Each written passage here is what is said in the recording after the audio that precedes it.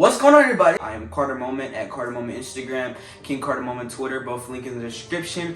But I'm back with a new video. I haven't posted in like 13 days. I haven't consistently posted like I was posting every day, maybe a couple videos a day. Haven't done that in like a month, but I have not posted a video in 13 days and I'm back on the grind. I took a well-needed rest from the YouTube videos like every single day. But I actually wanted to talk about Nikola Jokic today because as a guy, a Steph Curry guy, y'all know I am, but I'm also a high on Nikola Jokic.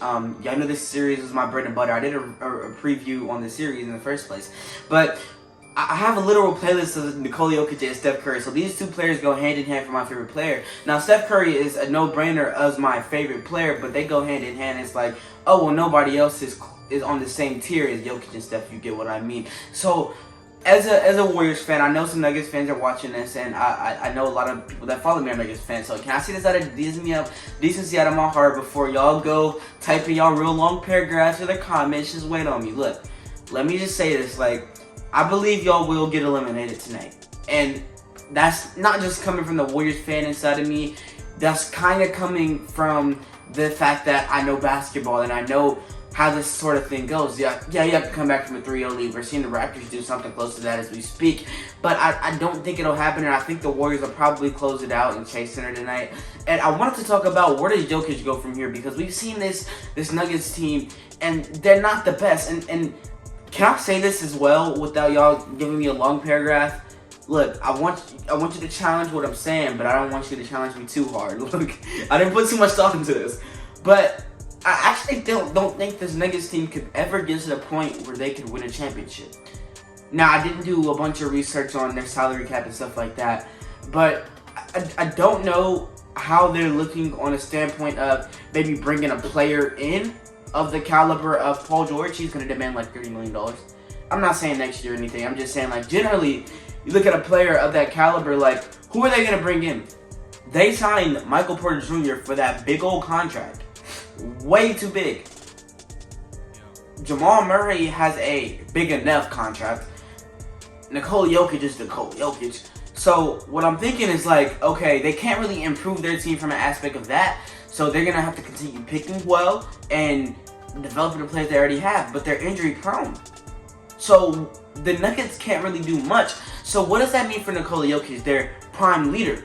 Well, Jokic is going to have to either find a new realm, like a new, I guess, kind of niche in their offense, because the way that they're playing now just isn't working. Jokic is, he brings so much to the game of basketball with his playmaking ability, the ability to give it down low to Jokic if they want to and make a play happen there, or the fact that Jokic just is a big, tall, 7-foot point guard bringing the ball up the court. However you want to play him, he doesn't have the decent enough shooters to play alongside him. Jokic needs more two-way players alongside him. Will Barton is not a two-way player. I don't know why, for some reason, we just thought Will Barton was a two-way player. The dude sucks.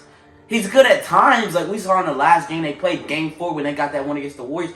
Yeah, he made a big shot.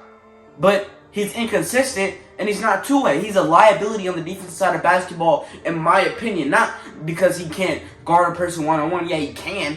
But when you're a liability on defense, that's because you don't communicate. And I can already tell that Will Barton does not communicate.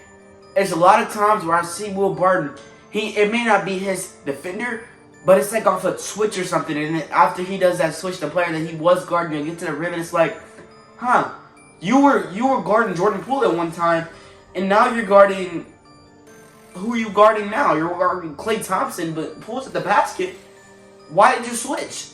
It's like he knows his. I used to be like that for a while. I was like, oh, well, if you just know what you're doing, do it. Like, if you know you're supposed to play defense on this player, play defense on him. And if you know you need to switch, just switch. But you cannot leave your teammates hanging. That's a weird way of playing basketball. So this Nuggets team just doesn't have every single thing that you could look for. So where does Jokic go from here? Well, I think there's 2 different options. And maybe 3. I'll think about it if I want to say it. Because that one's tough. First option, Jokic leaves. He leaves, and I don't know when his contract will be up, maybe like 3-4 years. He leaves to a different team. Nothing wrong with that. I think he's like around 26, 27, something like that. He's not that old. If he leaves at 31, okay. He can do that and go win a championship. Keep on getting his accolades up. He'll be MVP this season. Just keep doing what he's doing, ramping up, right? Or you got the second option. you go with the team that you have now.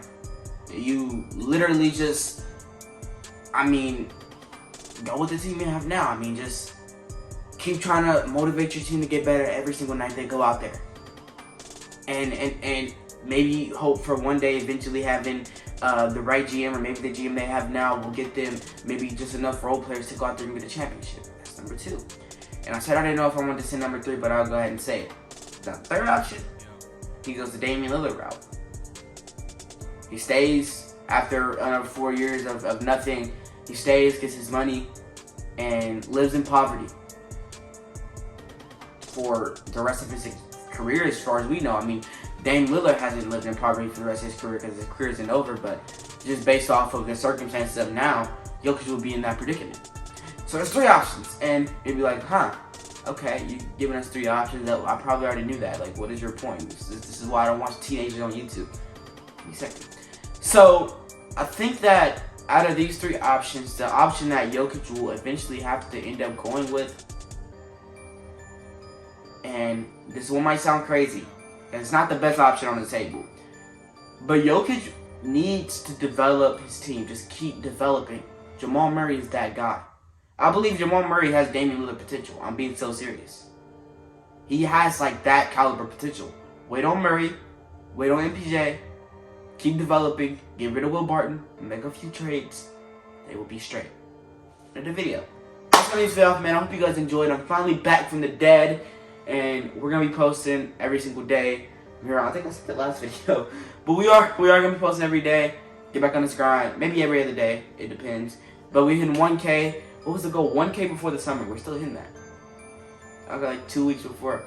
No, summer actually starts in June. So when summer actually starts, when the weather changes, we're gonna hit 1K before then. I'm speaking into existence, and if I'm not, you're not. Wait. This is gonna be this off, man. I hope you guys enjoyed. I certainly did. Make sure that like button is blue. Hit that subscribe button if you're new. That's gonna be it for the King Cartier, man. I'll see y'all, man. Peace out, man.